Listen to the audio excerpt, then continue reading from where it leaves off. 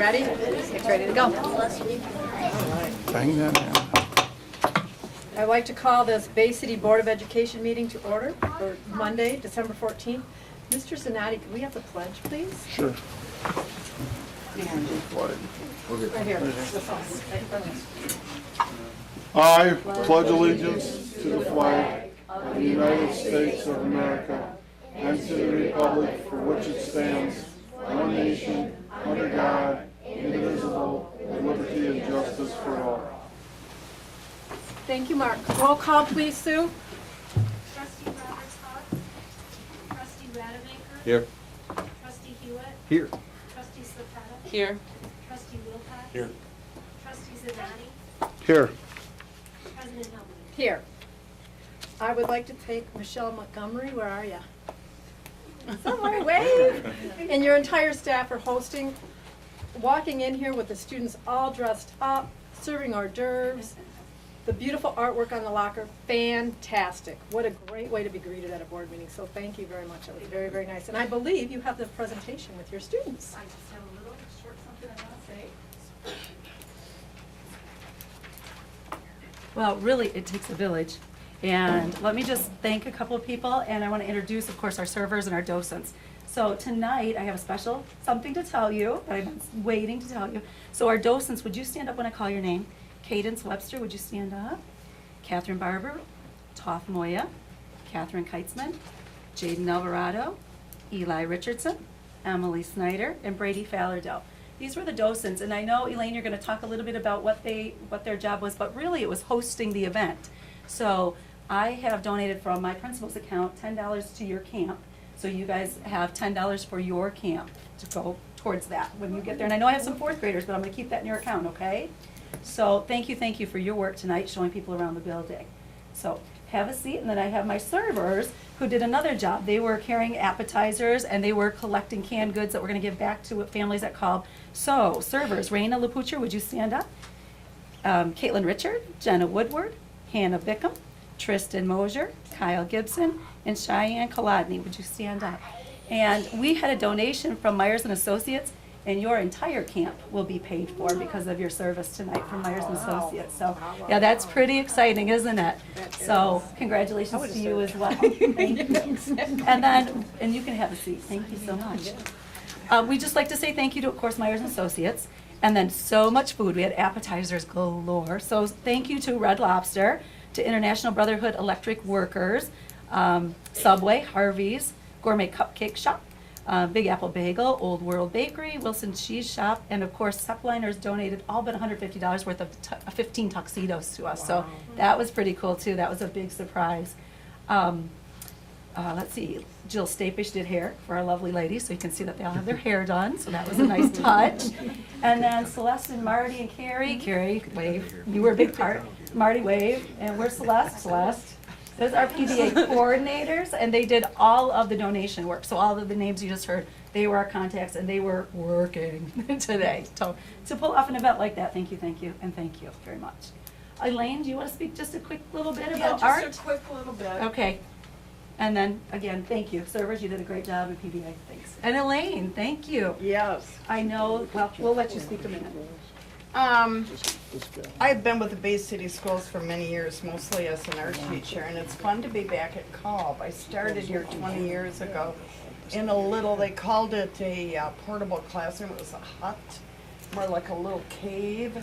And boy, how we have moved up. This was a wonderful endeavor, and Michelle and I got together and things started to grow. Well, let's have them wear tuxes. Okay, well, let's have a red carpet. Let's have people pretend to be paparazzi. Let's have hors d'oeuvres. And it grew, and we kind of worked off each other. It was a labor of love, but it almost did me in.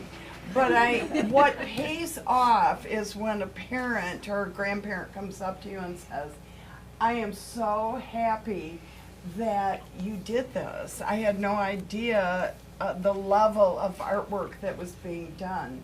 And it's the students. They are so talented, and they are so open to whatever I want to teach them.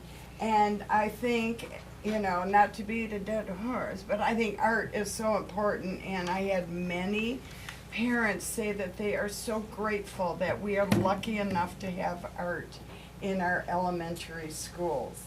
And at any rate, I really appreciate being here, and although I have to leave in January and go to another school.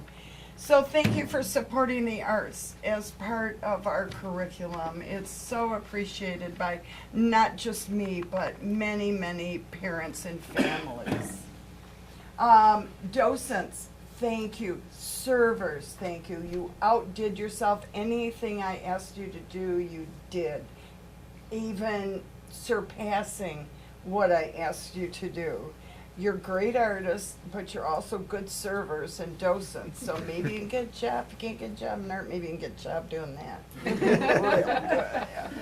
So thank you, everyone. Thank you for your support, parents and students. Watch that cord here. Yeah, well, you know me, I trip over everything. So we do have a little something for you, Elaine. Go ahead, guys, go ahead and take it up. Oh my Come on God. over and give them to her. Oh, honey. This is so nice. Come here. Oh, thank you so much.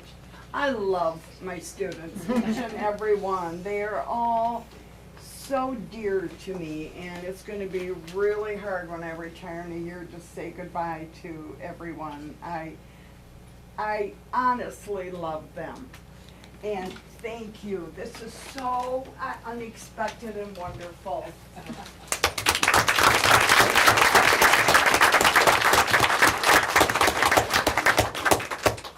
Thank you, that was really nice.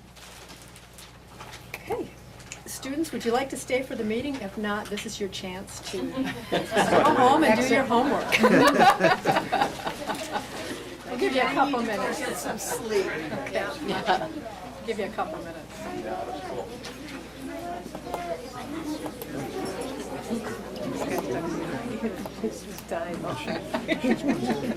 It was a long night. Even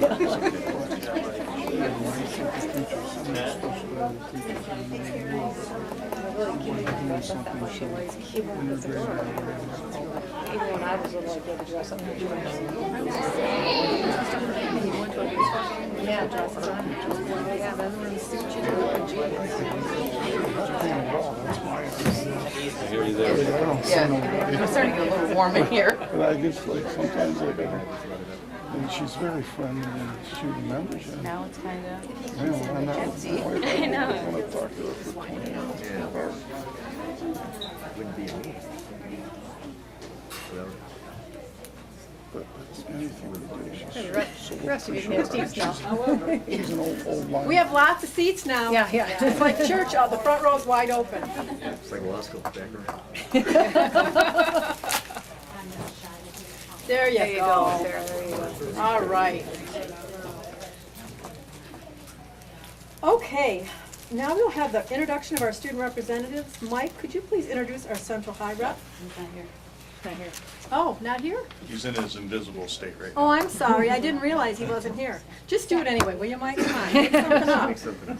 All right, well then, Chuck, we're going to you. Can you introduce our Winona rep, I'd be please? happy to. It's indeed my pleasure to introduce this very pleasant young lady to my left, Julie Campo. She's a senior at Winona, and it's her first year there. And as a senior, I think you're the third senior I've introduced this year, and she was completely honest. I asked, do you have senioritis? And she said, I do. I can't wait to be done. So I thought that was great. I think the other kids were lying to me.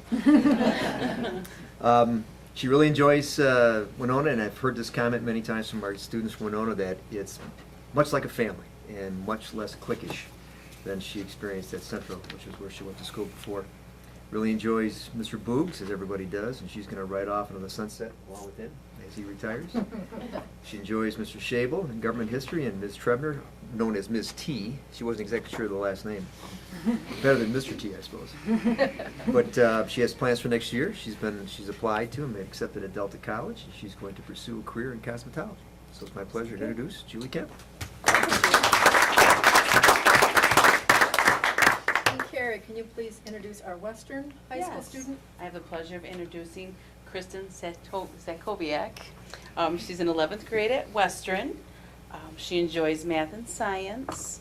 She says Mr. Brusco is her favorite AP chemistry teacher. After graduation, she's planning on thinking about going into chemical engineering. She doesn't know where yet, MSU or Michigan State. For extracurricular, she runs track and cross country for Western. She's been in a lot of musicals out there. She said they're getting production for Mary Poppins in February. She says she has 2 sisters that are quite a bit older. The one that's 12 years older just got done working for the president. He was a lead, advanced lead. She went to the countries that he was going to go to make sure everything was all set up there for him. Wow. And now she's in law school. And the other one that's 10 years older is just graduating. She's going to be a neurologist. And that's about it for her. Welcome, Welcome. Kristen. You've got a lot to live up to in your family. Yeah. Are there any changes to the agenda? Okay, then at this time, we'll have our first call the audience. Anyone who wishes to address any agenda item, please go to the podium, state your name and address, and limit your comments to 5 minutes or less. Okay.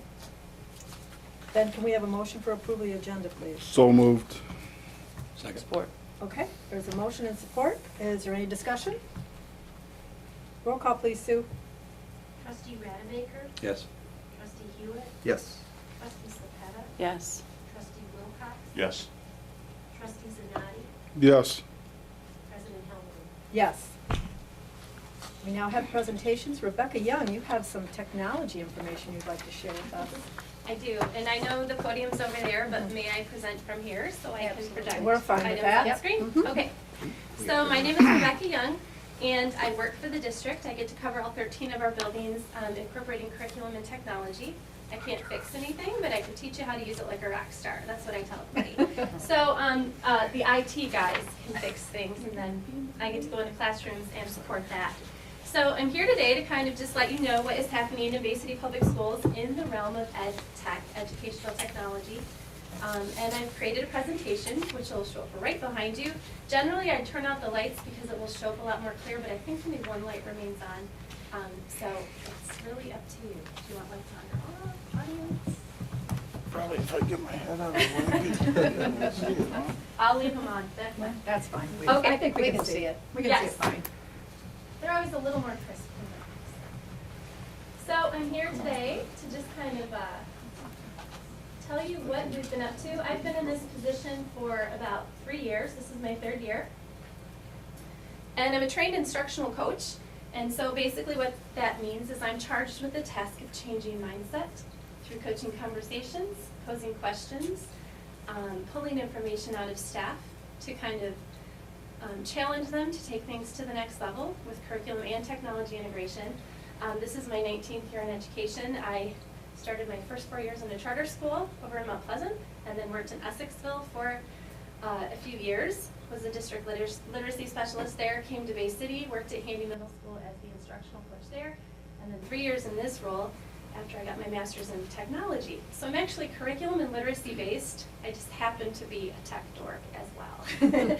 So that's my little spiel about my story.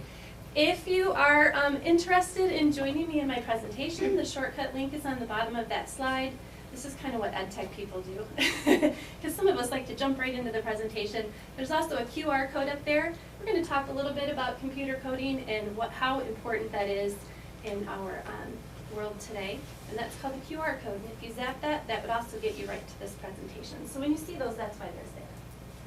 And I'm going to sit. So why ed tech? Why did Bay City jump on board with ed tech? I'm sure that many of you have heard about our 21st century skills. And basically that means that we want every student that goes through our system to be career and college ready. I want you to focus on the borders, the life skills and the learning skills. So the life skills are those soft skills. Those are the skills that we would hope that some of our students would come to us already in place. We know, however, that doesn't always happen. And so a lot of classroom teachers work on that throughout the whole K-12 experience to put those in place. On the far right-hand side, learning skills. Ultimately, business leaders need our students to graduate with those skills. They need to be able to think critically, collaborate with anyone in any situation, think creatively, and communicate really well. My focus in this role branches on both sides of that, but I mainly focus on technology literacy skills in the realm of media, information, and technology, which is that middle section. So what does that look like? So information literacy, if you think of our students, oftentimes they are information consumers. In this day and age, our students have to take in so much information. They have to have the skills to sort through that and make very good judgments about what they're looking at, what they're seeing, what they're experiencing, whether it's safe, whether it's not safe, whether it's biased. That comes in regards to their social life as well as their academic career. Oftentimes in their academic career, they have to understand validity if they're doing research and looking at different websites. And there's a lot of decisions that they have to make. So our students come to us as consumers of technology. They use the iPad and the smartphones and the devices, and oftentimes even in kindergarten, those students know how to use the devices, but may not even know how to carry on a conversation very well. So we need to teach them how to be producers using the technology that they're already so comfortable with. So the last little bit are some areas that I've been focusing on with my integration: collaborative writing, digital storytelling tools, presenting to an authentic audience. That basically means not just to your classroom peers and your teacher. Actually go out in the community and present to a real audience. And digital citizenship. We want to make sure that our students know how to navigate technology in a safe way, and we also want them to be good digital citizens on their own out in the technology world. The next step is really those 4 C's. Ultimately, this is our goal.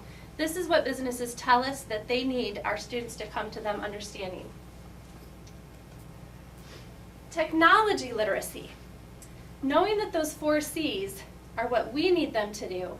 If you can see the phrases that are underlined in regards to what students expect from us, you'll notice that a lot of those C's line up, especially towards the bottom. Students want to express their own views, have personalized technology to their own tastes. They want to be able to choose the device. They don't want to just be told this is the device and it's the only one you can use. Perhaps there are other devices that could solve the same task that we have in front of them. They want to be able to dig deeper, be independent, socialize, interact. This is how our students learn nowadays, and we need to change based on that. The connecting, collaborating, communication.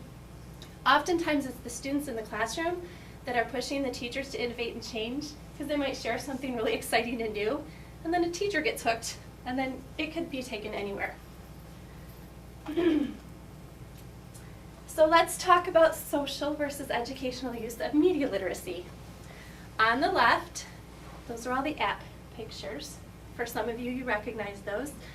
Some of you, you're like, wow, those are really cute images. Great. On the right-hand side is a more formal rundown of what those apps represent. We need to know that when our students do interact socially and educationally, they tend to use certain programs socially, and what I'm really focusing on with teachers is meet those students where they are at and interact with them, at least on some of those platforms, in an educational way. Facebook is kind of a basic way that a lot of classrooms will communicate with parents, and a lot of schools may have a Facebook post or a Twitter feed or even a Google Plus feed. Some of those programs are a little more social based, but some of those programs are also a great way that our students love to express themselves and express their individuality. So, Bay City Public Schools. I wrote almost everything ed tech, because we can never say everything ed tech. My focus areas right now are really blending instruction. And if you've heard of blending instruction, really simply put, if I'm a student and I'm absent for the day, where do I go to get that information from my teacher? Where is that posted? Where is that shared? Through Skyward, Facebook, perhaps a teacher website, perhaps a learning management system like Moodle or Google Classroom. So I'm working with teachers very gently with coaching to have them blend their instruction, because that's a very scary thing to do. To say to a teacher, okay, all of that you're doing in the classroom, now put it out there online for our students and parents to access at any time. So it's a gentle nudge, but I have a series that I'm running out in our buildings that uses the Chromebooks.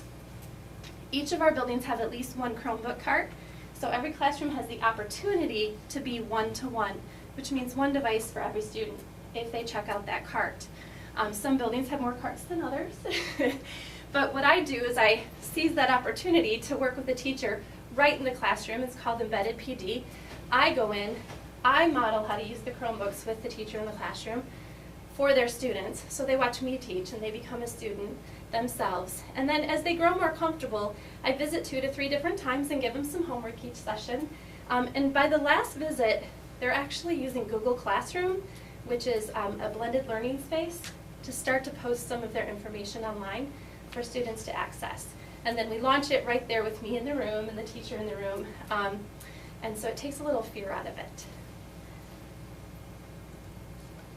So digital storytelling, and this is where it gets good because we get to see pictures of kids. Digital storytelling is just that, telling a story using a digital tool or a device to get your story out, whether it's a research paper, whether it's here they were working on some poems on a program called Storybird. So how can we tell our stories using what we know teachers and students have in their classroom, as well as meeting the students who are tech savvy and tech comfortable? How do we meet them where they're at and move it to the next level? So I like to incorporate that literacy component into it, and we had so much fun.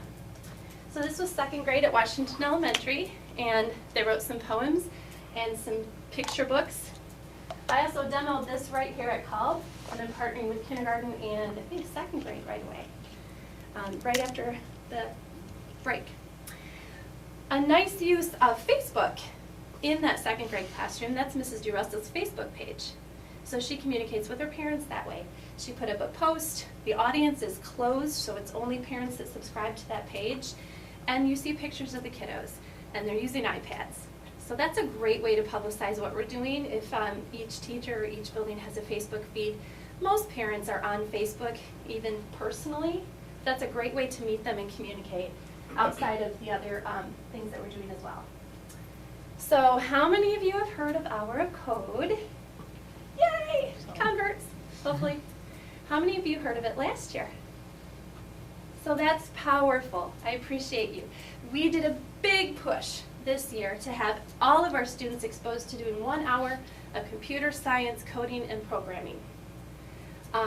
It has gone over very well. So last week was Worldwide Hour of Code Week. The goal was to have 200 million students from around the world just do 1 hour of code using these really fun modules.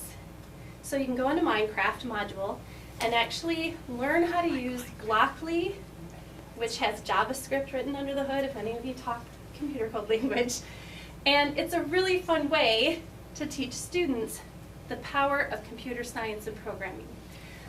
Our kids went crazy over this. And my favorite part of our time together, I used a digital storytelling tool called Animoto and put together a presentation on our Hour of Code.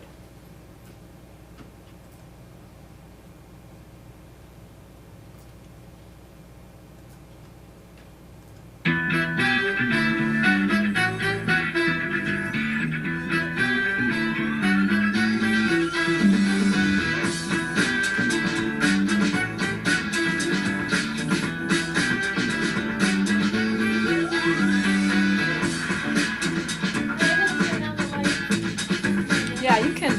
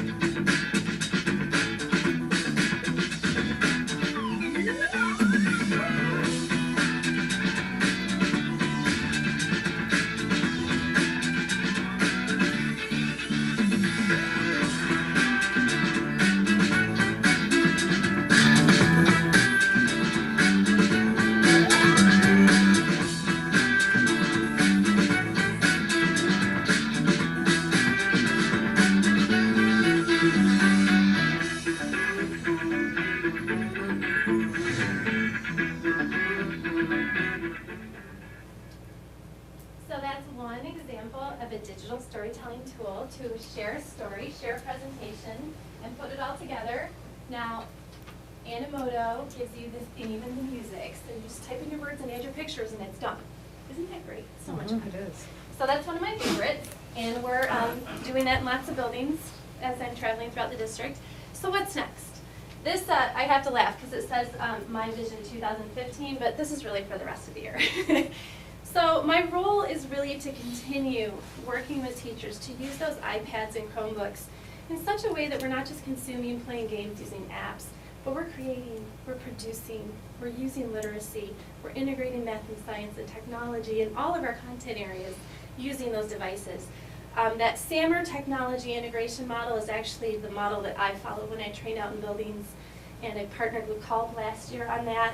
I'm actually running PLCs at Mackler-Sodden and Mackenzie this year to integrate. This is how we move through technology integration. I'm going to be running a weekly 21 Things for Teachers starting in January, and each week we'll focus on a different technology integration tool. That fourth bullet is the closest to my heart. Technology integration to support multiple tiered systems of support. So many of our students who are at risk in reading and math will grab a device and do intervention on a device and practice that fluency much more readily than perhaps face-to-face and in person.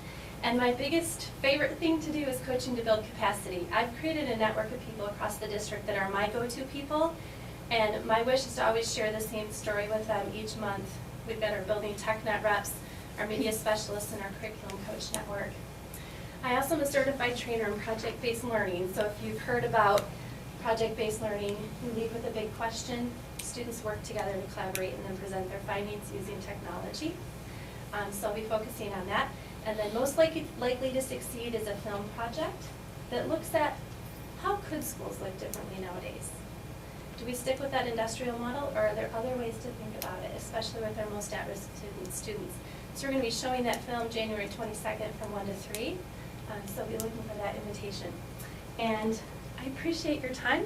Thank you for inviting me, and that's all. Good job.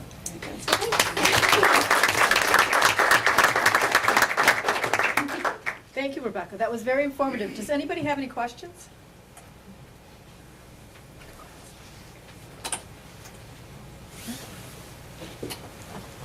Well, I have to say, I really like the teachers that make good use of Skyward. My son doesn't like it so much, but you can look up if they've done their homework assignment, what grade they got on a quiz or a test or all that good stuff. So you can really keep track of what's going on in your student's life when they come home and say, "What'd you do all day?" and they say nothing. I say, well, wait a minute, I think you did a couple things. Okay, Mr. Mrzinski, you have a facility update for us.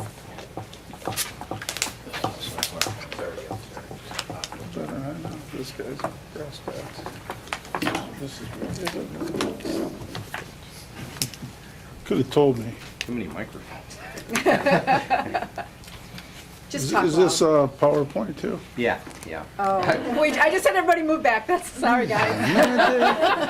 Didn't want to It's like musical No, he chairs. needs a couple approvals down the road on this agenda too. Well, we'll make it up to you. Sorry, I didn't realize you had another Yeah. PowerPoint. All right. Good evening, President Helmling, Superintendent Greif, board members.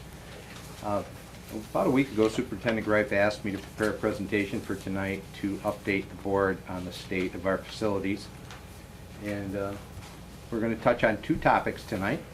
And you do have a handout that's in front of you. It has the PowerPoint as well as a couple of the spreadsheet documents that you can take a look at. They'll probably be easier than trying to see them on the screen. They're kind of busy. But two topics for tonight. We're going to talk about the 2015 non-voted bond and the progress that we've made on that project. We'll review that in terms of projects completed, remaining projects, cash flow, where we stand with money. Second topic that we're going to talk about is our future for facilities planning. Is that to lead to facilities committee being reconvened? That's an open question. We've got some decisions, I think, related to the 2000 non-voted bond. We need to talk a little bit about the status of our administration building, and then I'm just going to touch on some long-term and short-term facilities planning thoughts. So, this document may look familiar to you. This was presented to the board in April, last April, and has been the blueprint that we've been following for the last few years for our facilities work that we've been doing, our deferred maintenance and capital improvement projects. This was the actual document that was at the April board meeting. Now, if you'll remember back at April, the board tabled any decision on the moving ahead with the 2015 bond, and then it was discussed at the May meeting. And there was one important difference between this document presented in April and the document that, or the final decision that was made in May, and it really is right here. In the April document, we had $500,000 in our plan for administration, dealing with the administration building, and down here you'll see there was a line item for some classroom additions, right here I believe, at Auburn Elementary School. That was what was presented in April, and it was the plan that was endorsed by the Facilities Committee. Subsequently, at May, the plan that was approved was that full list for the 2015 projects, with the exception of the administration being pulled off and the classroom additions for Auburn being moved into that slot. So, a little history. I just wanted to review that. You know, as I said, this has been our blueprint for the last number of years. The 2015 non-voted bond will take us through the second phase here. We still have a third phase that we had been talking about. It's about $1.9 million that at this point funding remains undetermined. All right, we'll move on. This is the a review of the current 2015 non-voted bond, and I know this is a real busy spreadsheet, but it captures the whole bond project. This is the list of projects or companies, contractors that have bid on projects. This entire list represents the list of projects that were on the 2015 non-voted bond list, and does include the classroom addition here. Just to explain, any projects that have this line here is all the dollars that were budgeted in the previous projections when you voted for the authorization to borrow the money. This is a list of all the projects that have been bid. Anything that has a number in it is the actual contract amount that's been awarded to a contractor. Any field like this top one here that's empty means that project has not been awarded or bid yet. Okay, so I'll go through those real quickly in just a little bit of detail. The first line item on there is a roofing project for Central High School, $40,000. That project right now is planned for a summer 2016. The next project is a roofing project at Mackler Sodden. That project is complete. The next project is another roofing project here at McGregor. That project is complete. Another roofing project at Hampton Elementary School. That project is complete. We have a small roofing project at Handy that I'm holding till spring, summer. We had a small roofing project at Washington School that's completed. We did soffit rebuilding around the exterior of the building at Washington School. That's been completed. And that pretty much sums up the exterior building projects. Moving on now to parking lots. Western High School, that parking lot project is complete. Lindsay, that parking lot is about 80% complete. And let me explain briefly what happened there and why we're not done. The timing on that was such that when we put the first lift of asphalt down on the project at Lindsay, we had just a huge amount of rain. If you'll think back in August, we had some real big rainstorms. That rain, because that first lift of asphalt's a little porous, that rain went right through to the sub base under there, and it made it very soft and funky. The consensus at that point was with our civil engineer and with the contractor that paving over that ground at that point probably didn't make sense, not the best plan. So we decided to delay putting the final lift of asphalt. There's actually two lifts of asphalt. There's a 1.5 inch sub base and an 1.5 inch wear course that was on there. we're going to delay installing the wear course until next summer. So the parking lot is vastly improved from what it was. We just don't have that final lift of asphalt put on there. And from personal experience, we had the same situation happen with a project we did at SVSU. And to be honest with you, if I had my druthers, I would do that on every job. I'd wait a year between the first lift of asphalt and the second. It just seems like things settle, compact, and we get a much better job. But typically, people want to start and get them done. Moving on to McKinson School, that parking lot project is done. We did partner with Bay County Road Commission on that job. And in this number that you show here actually has some dollars, about $25,000 or $30,000, we're still negotiating that we're going to be reimbursed by the Road Commission. So we built it into our project. We tried to use a little economy of scale, if you will, and built it in our project with our engineer. We've got a good relationship with the county, so we'll be seeing some of that money coming back. That's great. The project at Handy is complete. The project at Auburn, parking lot is complete. I've got some miscellaneous repairs that I'm going to hold on till spring. And the McGregor parking lot is 80% complete, and that's the same exact scenario that I just went through for Lindsay. Those two were paved about the same time. We had the same thing happen. So both of those are going to be delayed for the final top coat asphalt until spring. Okay, moving on then to, well, the next one is new construction. That's the Auburn additions, the classroom additions. We haven't taken any action on that yet, and we'll talk about that a little bit later. The demolition projects that you approved last month are moving along very well. The asbestos abatement at Thomas Jefferson should actually be completed Thursday or Friday of this week. And the demolition company will be on site probably first of next week. So we'll actually start seeing Thomas Jefferson coming down probably sometime next week. And if this weather holds, we're going to keep right on going. You know, we're going to go right to Trombley, and hopefully, you know, it looks like through the end of December, we may be able to get all the asbestos out of Trombley. Now, if we can get the demolition done or not remains to be seen. It'll all be weather dependent. But as long as the weather cooperates, we'll keep right on moving. The infill project, the pool infill project for Central High School is actually on the agenda tonight for authorization to proceed. Structural repairs at Western has been completed. We did not have to spend anywhere near the amount of money we were anticipating there, and we were able to take care of that. The HVAC for the replacement units for the gym at Western High School, the contract's been awarded. We're waiting on the equipment for delivery. We're anticipating probably early January that equipment will be on site, and we're going to do that work this winter as quick as it's on site. The next one is an HVAC project also for the kitchen at Central High School. We're going to delay that project till summer. A small locker room project at Handy that we'll do next summer. And then we have some professional services and contingency funds built in the project. I did at the very bottom, I want to note that there's $90,000 shown there for proceeds from Regal School. That was one of the understandings coming out of my discussions with Superintendent Newcomb, that we reduced the cost, we reduced the budgeted amounts for the demolitions by the amount we were anticipating from the proceeds from Regal.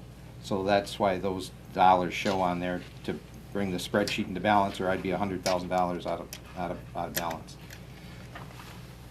Up at the top left-hand corner is a project summary.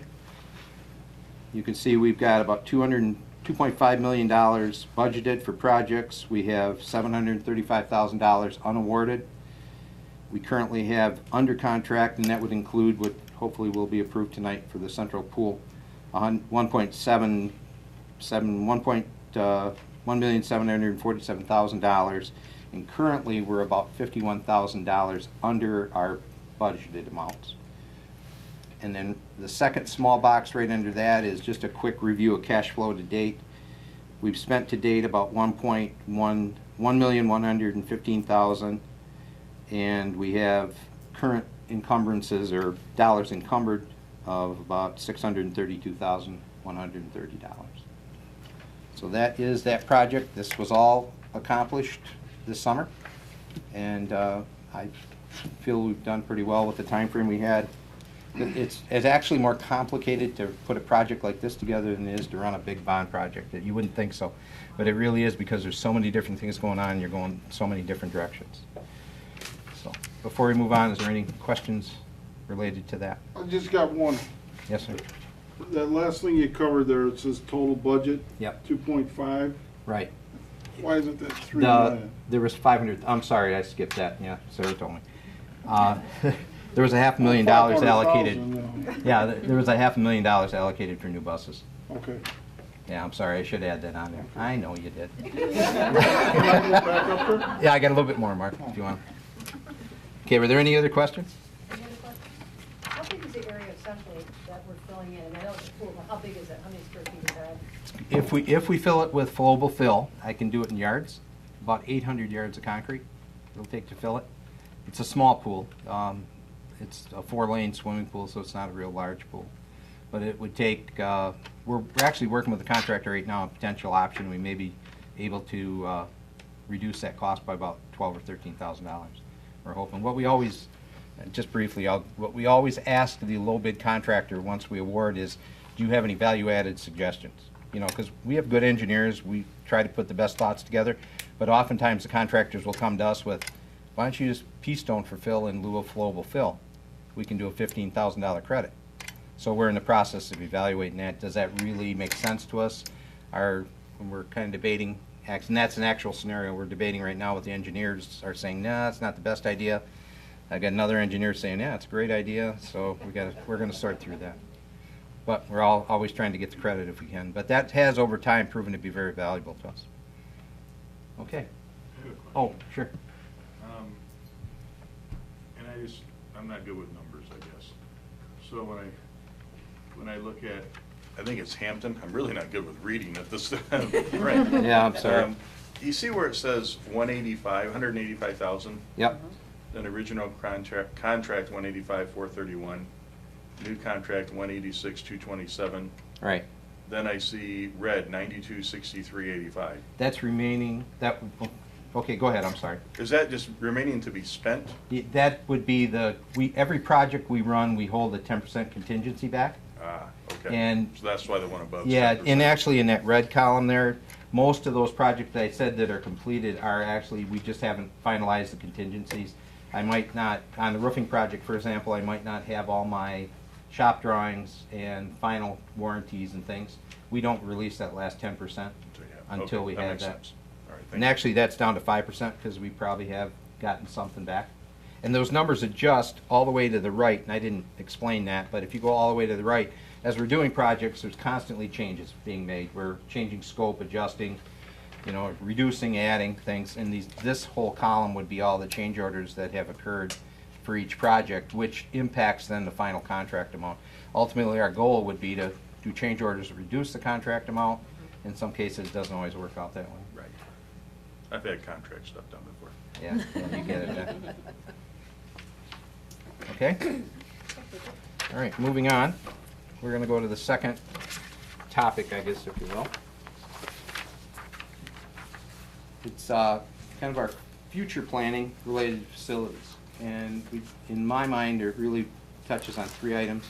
One is decisions related to remaining projects for the 2015 non-voted bond. Unfortunately, the board building continues to be an issue for us. And then I'd like to talk briefly about short-term and long-term planning. And really, when I talk about decisions for the non-voted bond, it boils down to one project, and that's the Auburn Classroom project.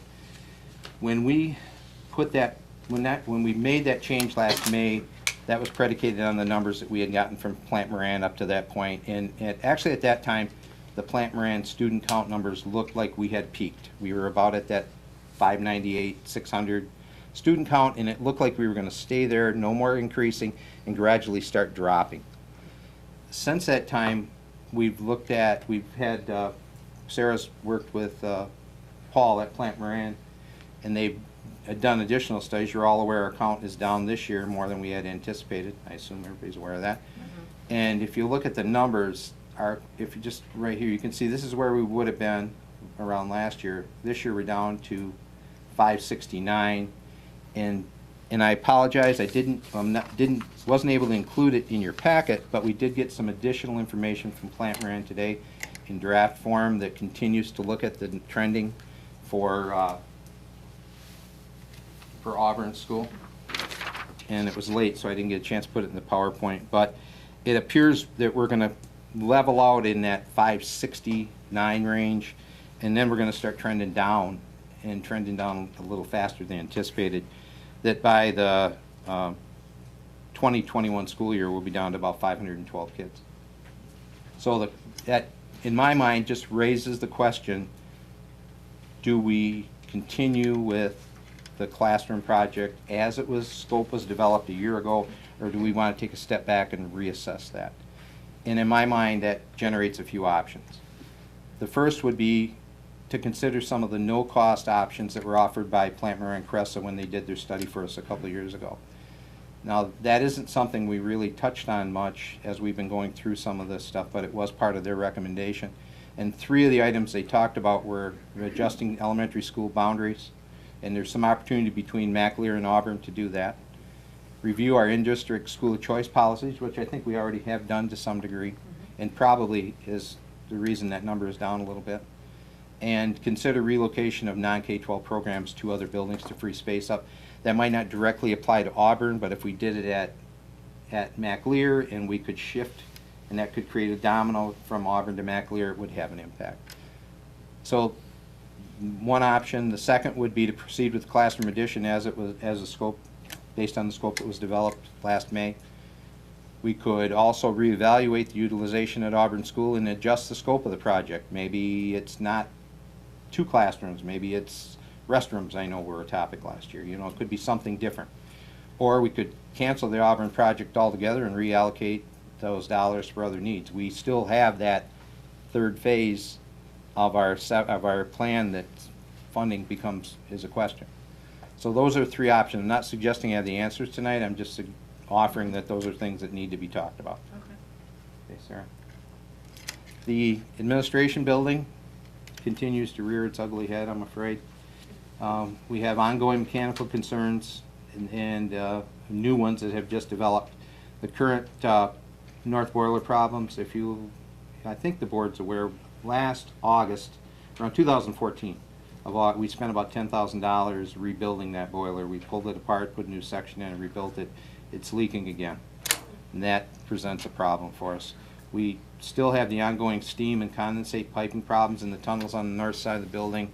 We have an extremely unreliable air conditioning system in that building. The structural issues that we're aware of on the south end of the building appear to be getting worse, in my opinion. We haven't had a structural engineer confirm that, but just from visual inspection, things are moving. You can see it. The leaning tower of the administration. Yeah, it's fallen to the south. It's just an ongoing problem that's not going to get any better. You know, we're running a 31,000 square foot facility for 26 employees, 26 people. We know based on numbers that are almost 3 years old now that we're going to be somewhere north of $2.1 million to renovate that building as it sits today. The decision time frame being first quarter 2016 ties back to the boiler. The situation with the boiler is that it's currently leaking, and when I talked to our boiler inspector, he's agreed to allow us to continue to operate that boiler the way it is, predicated on a couple things. One is the leak doesn't get any worse, and the second is that I give him some assurances that we're either going to decommission that boiler next spring or we're going to have to replace it. So just trying to defer putting more money into a lost cause. So that project is out there, and it's another one of our facilities questions that need to be answered. Okay, long-term, short-term planning. I've already talked about this a little bit, so I'll just go through this. Our short-term plan, we talked about that 3-phase blueprint. Can you pop to the next page, sir? You know, it's just a revisit that document. We've gone through the first and second phase of that project. We've got the 3rd phase there. Funding becomes an issue. I don't believe that we can use the same funding mechanism we've used for the first 2 phases of restructuring our current debt load and things. I think that option's off the table. So there's still projects there, and if you'll note, they really are all roofing projects. That's primarily where my focus would be, as well as some dollars for additional replacement buses. For us to stay on track with our short-term plan here, that needs to be talked about. Okay, sir. So we've got, 2.1 million that was invested, or almost 2.2 in 2003, 3 million including the $500,000 for buses in the 2015 non-voted bond, and then we have the 2016, I got it backwards, 16-15 projects that are, roughly $2 million with funding levels to be determined. So that's a short-term look at where we are. Long-term planning, try to talk a little bit about the magnitude of the problem. Our physical plant in the Bay State Public Schools is worth somewhere in the neighborhood of $175 million. If we had to replace it today, we'd be somewhere in that neighborhood. I mean, it's a rough number. A number of years ago, the Association of Physical Plant Administrators, also known as APA, that's a professional organization of facilities managers in higher education, commissioned a study to look at deferred maintenance and capital improvement projects. And the question they posed, how much money needs to be spent annually to stay on top of or stay ahead of buildings and not allow them to deteriorate and find yourself in the situation that the district found themselves in back in 2005. Their recommendation at that point was that we should be spending somewhere between an institution, if you will, should be spending somewhere between 2 and 4% annually of the current replacement value of the property. So that would mean for us $3.5 million to $7 million a year to stay on top of our projects. We're not even That close. would be really nice. That's not gonna happen. That's probably not real. And honestly, and I'll be real honest with you, in higher education, very, very few schools can come anywhere near that, other than some of the huge endowed schools that have money, falling from the sky. A more realistic target for us is probably 1%, and there's a reason for that. You don't want to forget that we have invested over $80 million in the last 10 years in our physical plant. So we have played a lot of catch-up, if you will, over the last 10 years. So if you look at the 1% investment level, that would mean we need to spend about $1.75 million a year. We currently allocate somewhere between $700,000 and $800,000 a year. So we're short a net of about $1 million a year. And to put that in context, and I think this really does help, because that sounds like those are big numbers, but if you owned a $100,000 home, is it unreasonable to spend $1,000 a year maintaining that home? Probably not. So the point of long-term planning is that I think we need to have a long-term plan. I think we understand the magnitude of that plan, and we need to spend some time talking about what can we do to maintain the momentum that we have and maintain the facilities in the state they're in. Okay, sir. So in summary, the voted and non-voted bond projects have had a huge positive impact on the district. If you remember back to 2005, the first year I was hired, and I walked through some of the buildings, I had to ask myself why I left SVSU. But I think we've had, it's been a really good 10-year run, and the district has done a great job at bringing these buildings back up to a good standard. So you can't minimize the positive impact that the 2 non-voted bonds and the 2006 bond had on the district. Short-term facilities decisions. We need to talk about, in my estimation, Auburn Elementary School and where we want to go with that. And unfortunately, the board building needs to be addressed at some point, probably sooner rather than later. And long-term planning and decisions, what are our next steps to continue funding deferred maintenance, capital improvements, and protect that $80 million investment that's been made by the community and our properties. So that's my state of the facilities, if you will. Do you have any questions? Any questions, anybody? I have a bunch. My question is, when you talk about the administrative building, Yes. is there a way to find out what the cost of you said there's 26 people there on a full-time basis? Mm-hmm. Any idea what the cost is that building relative to the cost of, say, an elementary school, or, you see what I'm saying? Well, on a square foot basis, it's probably, I could get those numbers for you. I don't have them off the top of my head. My guess is it's not going to be significantly more than a building that size And in a what size building that building size did you say in the we district. need? Other than we have steam heat there, Right. rather than hydronic heat, which all our other buildings are hydronic now. They're much more efficient. It's probably our least efficient large building. That's what I was in the wondering district, about. without I- question. I think about the size, what size do we need for an administration building, and is there a way Yeah, I to, can- Probably about 10,000 square feet. Yeah, We're we've looking at done- 31,000. do we have a school we can just merge that into, or can we Well, team up with Essexville or somebody? and Those are all, say- those are all good questions. Those are all good questions, Yeah. exactly, we looked at all. You know, we've done multiple scenarios. We've looked at one point moving to possibility moving to an area at Central. We looked at moving to an area at Handy. And the people around the facilities committee will remember this. This is not new to them. They've heard Okay. it. You know, we've looked at multiple different options on what we could do. We definitely don't need 31,000 square feet. What's that building, I mean, just rough, what's that cost us a year, you know, that we're heating Heating. 30-some thousand? What's that building, Sarah has. like, how much 80,000? savings would we have? Yeah, between 80 and 100,000 a year. So it's annually. 100 grand, and if you went down to 10,000, it was somewhat I efficient. mean, if you might look be at, able to just save to 50, put it 60 in grand a year. context, you rent space in Bay City, it's somewhere between $7 and $8 a square foot a year. So I mean, we're about spending what it would cost us to rent space. But we've got all the overhead that goes with owning that building, Yeah, we have to fix the roof someday. yeah, unfortunately.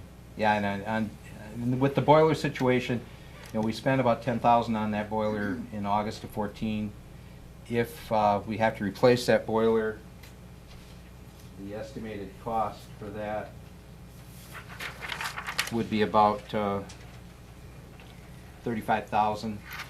That wouldn't include all the piping that's got to be replaced. I mean, even if we Band-Aided it together, we'd spend $100,000. And that still wouldn't address all the other peripheral issues at that building.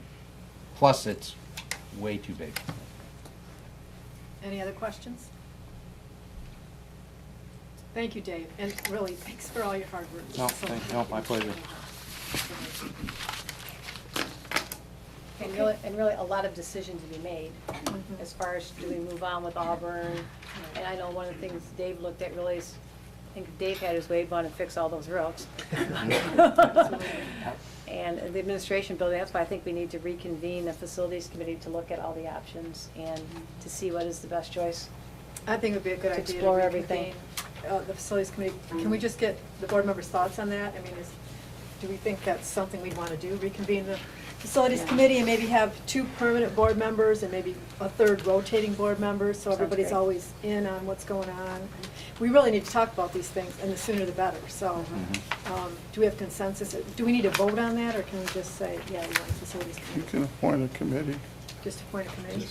Yeah, Okay, we well, should. We need let's appoint a committee. It's been a while since we met. so Right, we I think we need to appoint a reconstitute. committee, and anybody willing to serve, let me know, and we'll put it together, because, I'm willing to serve, but if somebody else wants it, they can. I can just make my schedule. No, I mean, I understand. I trust other Appreciate people. that. Appreciate that. The only thing, I don't know that you need a roving member. I mean, we need good communications back to the rest of the board, but I think if somebody's sitting down with Dave and all this stuff, if you just come in at one meeting, you know, you probably need some Fine. continuity.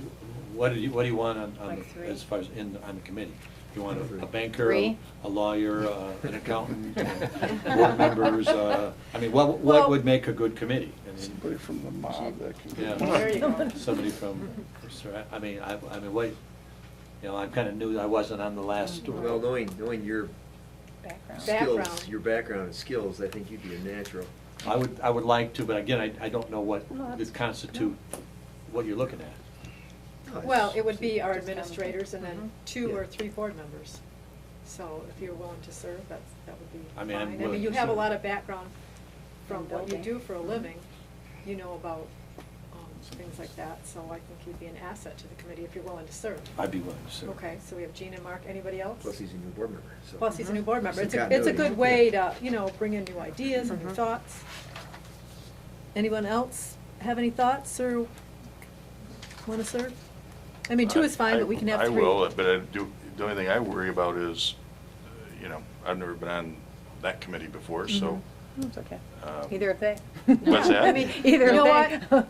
Dave's awesome. He'll bring you up Yep. to speed.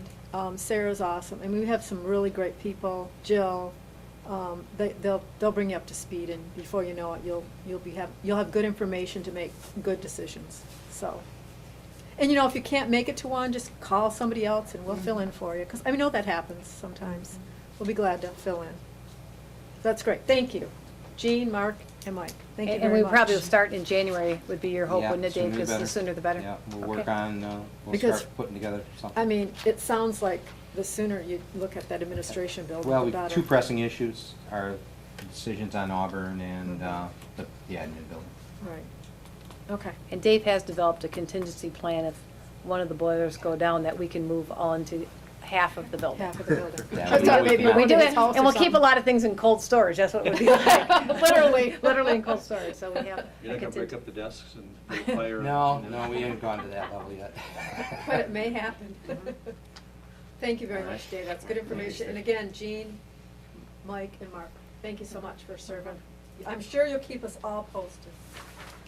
Okay, can we have a motion for approval of the consent agenda? So moved. Support. Second? There's a motion and support. Is there any discussion? Roll call, please, Sue. Trustee Hewitt? Yes. Trustee Sapeta? Yes. Trustee Wilcox? Yes. Trustee Zanati? Yes. Trustee Rademacher? Yes. President Holmes? Yes. Moving on to communications, I believe we do not have an ISD update. You did receive a new board activity calendar. It's not as busy this time of year because it's soon to be break for the students and staff. Has anybody visited a building since our last meeting? I think Carrie has. Mhm. Anybody else visited a building? Carrie, you want to update us on what you did? I went to Central. It was the day after our last meeting, so I don't really remember. I visited. It was good though, right? Yes, it was good. Awesome. Everything was really good. One thing I did like that they did there, Mrs. Draves, for her special education class, she's teaching the students life skills. She has the kids, like, if somebody in the school a teacher wants to buy a cup of coffee or something, she has the kids deliver the coffee right to the classrooms. Like, they have like a little store that they're running. At Thanksgiving, they did a dinner. They went out and she had all the kids, they made all the menus. She took them to the grocery store, she taught them couponing, like, this is your budget. Had each kid, they had certain things on their list that they had to make, or to buy at the store. I think she's doing a really good job with those students in there. They all I got chance to go to that dinner, and they were all very, too. very It was proud. great, They were yeah. very proud of what they had done, and they did an amazing job. I did get, what other class did I go to? Mrs. Beeson's. Oh, Mrs. Beeson's, yes, I went to Mrs. Beeson's class. The class that they had, she gave like 3 or 4 different scenarios of the different things that schools have faced, and had the kids all vote on what they thought the board should vote on, things like kids getting suspended and that. I don't remember any of the scenarios right now. And I got to go to an AP history class. He's a new teacher this year, Mr. Doobie. He's doing a great job with the students. And who else did I go to? I can't remember now. Oh, I went to a math class, which the kids knew more than I did. So they were teaching me. So, yeah, it was very good. A lot of good things going on at Central. Thanks, Carrie. I Mhm. did a kind of unplanned visit. I came here to call because in Mrs. Rieger's room and Mrs. Field's room, they make smoothies with a blender using a bike. So my kids both had Mrs. Field, so she invited me to come. So I came on a Friday and watched the kids make smoothies. So you pedal the bike and it spins the blender, and they made smoothies, and they were excellent. So it was fun. And the kids get a big kick out of it, and it's healthy, and they're learning about, eating healthy things and exercise. My son's in Miss Regan's class. Yeah, he talked to me. Yes. He was cute. Yeah. And they really enjoy it. They're doing it as a fundraiser now. They'll go each grade, and every other Friday they're doing it to raise money for some field trip. They want to take some Oh. science thing they want to do. Oh, So yeah, they're they were selling telling me they're about selling that. it for $1. The smoothies. Like last week, it was the 4th grade. I think they had 70 some. Oh, the that's kids great. wanted to buy. Yeah, So, it was mhm. fun just to see the kids. I'm glad they didn't ask me to pedal the bike. Yeah. Okay. Well, Mr. Mrzinski, I'm not sure why you sat down, because you're back up. We're moving on to our regular agenda, and this is for the bid to fill Central's pool. So I hope you didn't get too comfortable.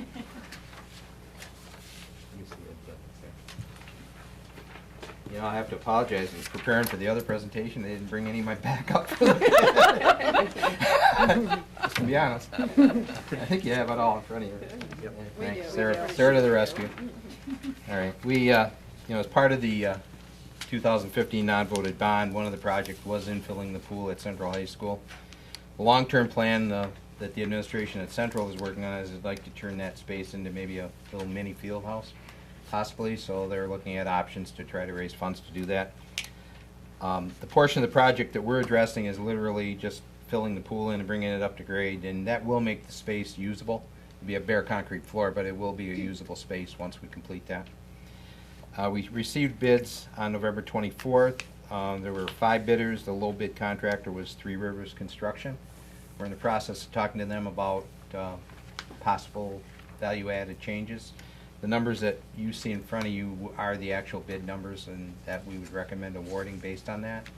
And if we are able to reach some kind of an adjusted price, then, you know, there'd be a change order issued accordingly. Okay. So our recommendation would be to award to Three Rivers Construction in the amount of $83,000. Could we have a motion? So moved. Second. Okay, there's a motion and support. Are there any questions for Mr. Mrzinski? Okay, roll call please, Sue. Trustee Cepeda? Yes. Trustee Wilcox? Yes. Trustee Zanati? Yes. Trustee Rademacher? Yes. Trustee Hewitt? Yes. President Bowie? Yes. Thank you, Dave. I think you're done now, but don't go too far, because you never know. Okay, Jill Mulders, you're going to talk to us about Bay 3 TV.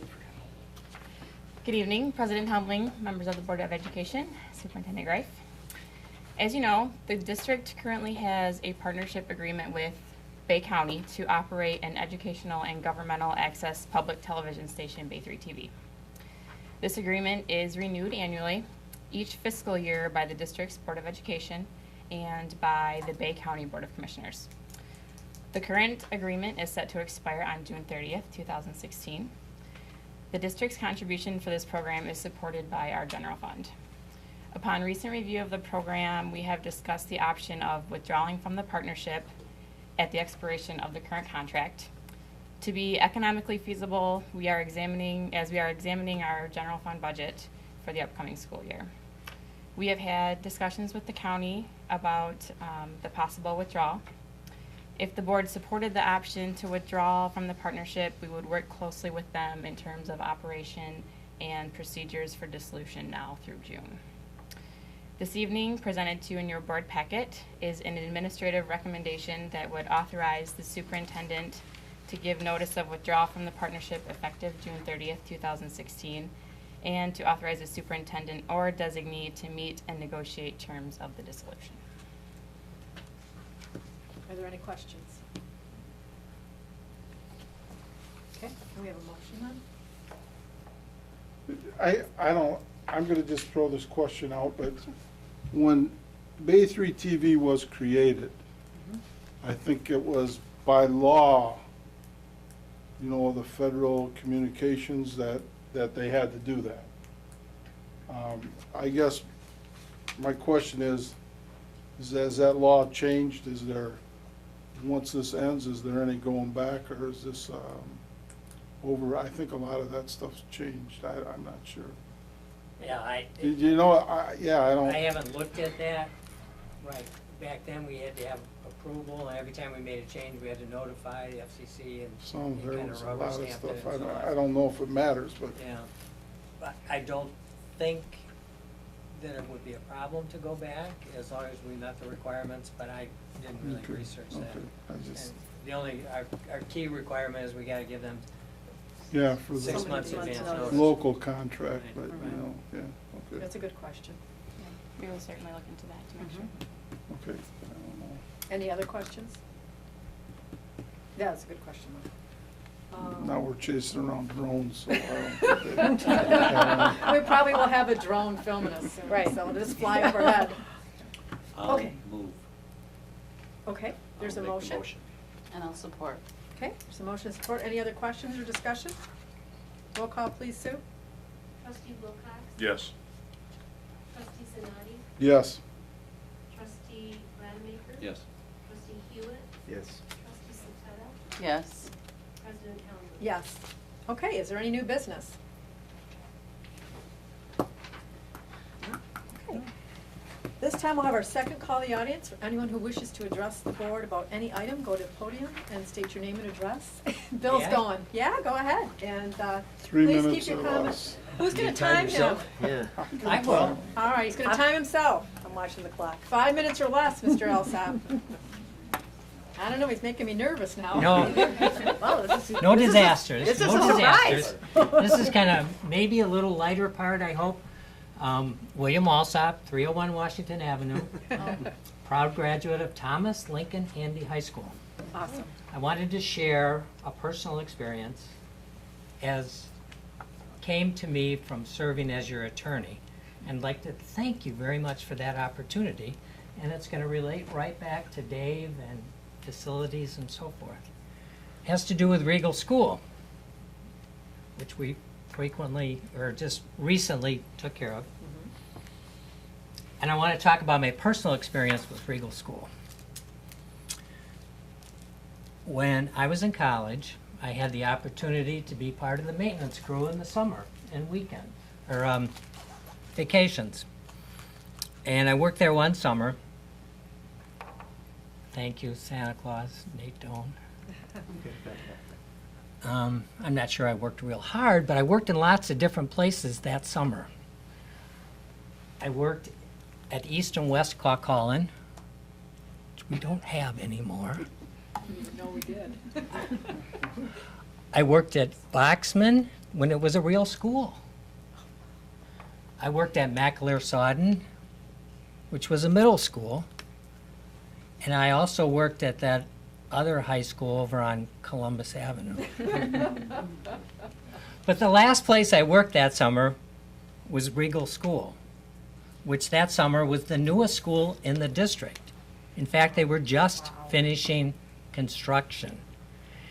So they sent me out to work on the playground. They figured I couldn't do much damage there, but they then moved me inside to do the final spit and polish and shining to open that up to students the following Monday. A few weeks ago, after your action, I was authorized to take the deed and get the check and then give them the deed so we would no longer own Regal School.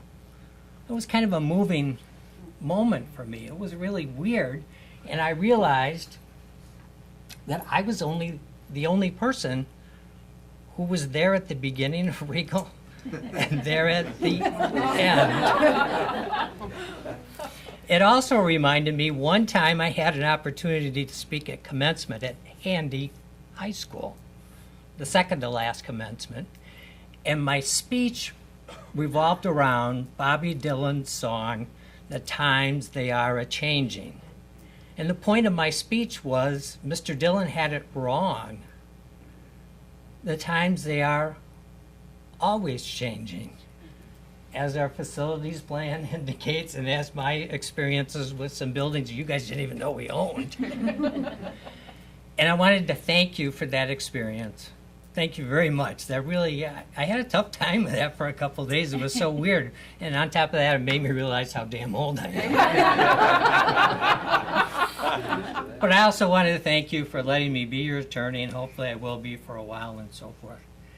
And kind of coincidentally, as I came over here tonight, I found out one of my old friends passed away last weekend, Mrs. Helen Drizga, who was a teacher in this district for over 30 years, elementary teacher, who was, if you knew her, a wonderful lady. She had a heart of gold and a smile that would light up a room. And maybe we could just take a minute to thank Helen for being with us, too. Sure. Why don't we take a moment of silence to thank Helen?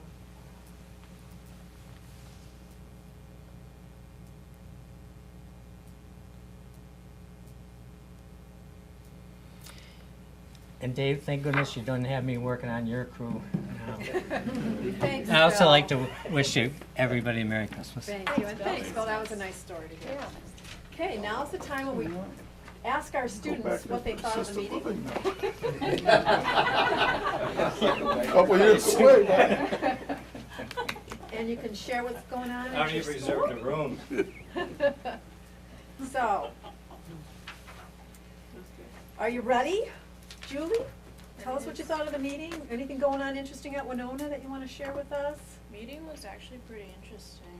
Well, that's good. Yeah, like my first time and everything, and I'm like listening to like what's going on, like, you know, and I'm just like, oh wow, I didn't realize like so much stuff was actually like happening. But yeah, Winona's pretty cool. Good. I didn't know they had a basketball team. Oh, that's good. Yeah, I didn't know that, so that's pretty cool. Yeah, But that's nice. yeah, they are a lot easier than when I was going to Central though, so pretty good for me. Good, things are going well. Yeah. Oh, good, good. Thank you. Yeah. It was nice having you here. Okay. Kristen, would you like to share your thoughts about the meeting and what's going on out at Western? Yeah, I found it really interesting as well. I learned a lot about like the tech ed and how it's showing more in schools and education today. I could kind of connect to a lot of it because we use Google Classrooms, Edmodo, Skyward at Western. I guess a couple things at Western is that just a couple weeks ago we finished a food drive that I was partially leading with my Great Lakes Bay Youth Leadership thing through SVSU, and we ended up raising over 1,400 pounds of food. Oh, that's awesome. That's great. And we just had another successful food drive led by, I think, NHS maybe. And then, of course, we have the play coming up in February. We're doing Mary Poppins, and I'm in it, so you should all come in and see it. Sounds great. Okay, thanks, Kristen. All right. Well, at this time, we'll have a motion for adjournment. I'll make that motion. Okay, There we go. we're good. Merry Christmas, everybody. Christmas. Happy New Year, everybody.